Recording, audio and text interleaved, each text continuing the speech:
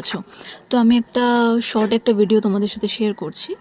তো আমি আজকের বেরিয়েছিলাম ঢাকুরিয়া লেক, তো রবীন্দ্র সরোবর লেক। অনেক দিন পরে আমি এসেছি এখানে। লাস্ট কিছু দিন আগে আমি এসেছিলাম, সেটা আমি এসেছিলাম ওই ব্রিজের ওখানটাতে।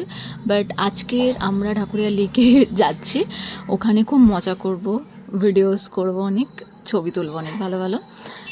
তো আমরা, যেহেতু আমার বাড়ি ঢাকুরিয়াতে, তো আমার বাড়ি থেকে বেশিক্ষণ লাগে না, যেহেতু আমরা বাইকে ছিলাম খুব তাড়াতাড়ি আমরা পৌঁছে গেছিলাম।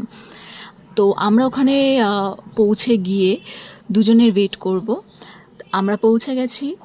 আমরা যেই দিক থেকে ঢুকেছিলাম সেই দিকটা হচ্ছে রামকৃষ্ণ মিশনের ওই সাইড থেকে আমরা ঢুকেছিলাম। ওই দিক থেকে আমরা হেঁটে হেঁটে যাচ্ছিলাম ভিতর থেকে। তো আমরা দুজনের জন্য ওয়েট করছিলাম, দীপঙ্কর আর দীপঙ্করের গার্লফ্রেন্ডের, বন্ধুর গার্লফ্রেন্ডের আসার কথা ছিল, তো সেই জন্য আমরা তাদের জন্য ওয়েট করছিলাম। তো এখানে দাঁড়িয়ে আমরা একটু কথা বলছিলাম।